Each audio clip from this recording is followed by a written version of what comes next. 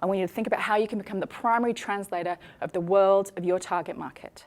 And a primary translator does this. A primary translator goes out to the fringes, to worlds where I do not have the time, the experience, or the bandwidth to go, to the horizon that I might not know about, and brings back important information for me using my language in easy-to-digest bites. That is a translator. You look at the old age of influence, we bought from, we connected with, we trusted, we followed the technicians, people with the most information, because we didn't have access to it. And as I've said, that access lever has completely shifted now. Now we all have access to information. I don't think anyone's sat there at the moment feeling that they have a lack of information. People we buy from now, they are the ones that are able to translate that information for us. Now, if you want to become a translator, the best way that I know to do that is to keep what I would call a relentless question radar. Your target market, the people that you are trying to reach, they have questions. We think in questions, we search in questions. According to Gartner, actually, by the end of 2020, 30% of all search will be via question. If you think about voice-related search, think about your Google Home, you think about your Alexa, how do you search then? You search via questions. So if you understand the questions of your target market, you are 9/10 of the way to being the most influential voice in their head. Now, our questions tend to fall into 4 buckets. What are the challenges that I'm going to face on this road, on this journey, on what we're facing, and what I'm facing? What are the challenges I'm going to face? What are the opportunities that I might have? What are the opportunities I might have that I don't know that I have? That's when you become a real trusted advisor or a real trusted authority. It's when you're 3 steps ahead of me and you're able to map this out for me.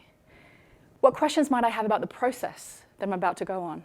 And what questions might I have about trends that are going to be impacting me? In order to do this, you need to become a student of the world of the people you are trying to reach. A student of the world of your consumer, a student of the world of your team. Every target market, and your team is a target market right now, every target market has what I would call charismatic language. It's language that they use, it's questions that they ask when they're by themselves talking to their peers. And it is your job as an influencer to become fluent in that language. So what I want you to do, here's something you can do right now. And I have it on my phone.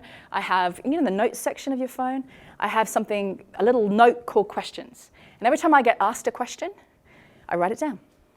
I write it down. It becomes the basis of content.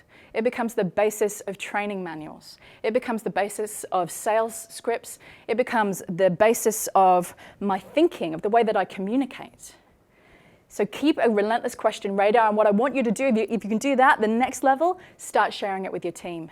Collect it together. Once a month, share it, answer those questions. Compare answers. Oh, I have got this amazing answer to this question. Let me share it with you.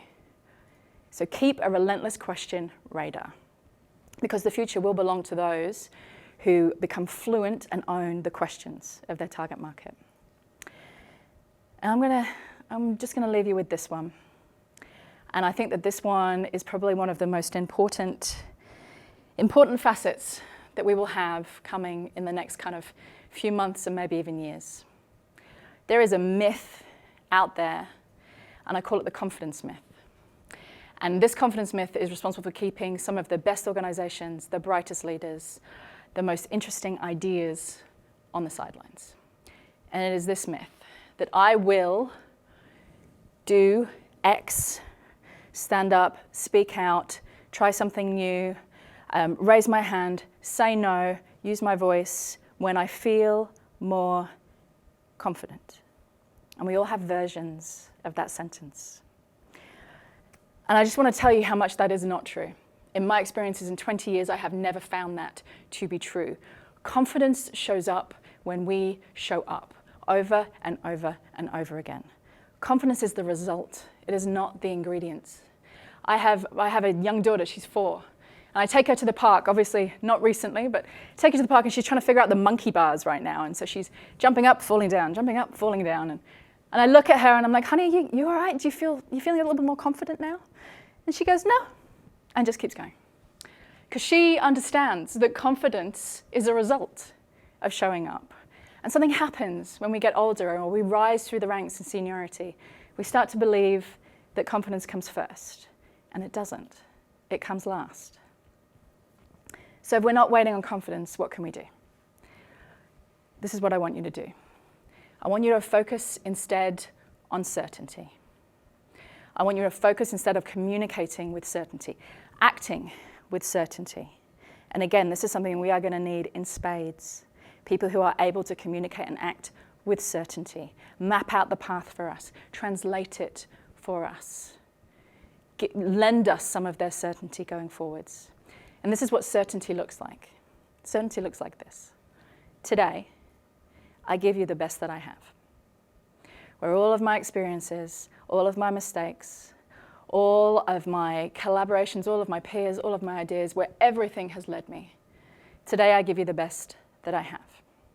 And tomorrow, if I get new information, I will change my mind. I will pivot, to use a word that's used a lot at the moment. But right now, today, I give you the best that I've got. That is certainty. Certainty is a downward sensation. Confidence is an upward sensation. It's adrenaline. It's not helpful. I want certainty. I don't want confidence for you. I don't want confidence for your teams. I don't want confidence for the leaders. And if you look at the slide that I have currently, I don't want confidence for any little girl or boy sat outside of Parliament trying to drive a conversation or a movement when they feel too small or too inexperienced or too insignificant to do so. What I want for them is certainty. I want gravity. I want the ability to be able to attract the people they need, the opportunities they want, and the resources that it's going to require. So please take that. Now is not a time for confidence. Now is a time for certainty.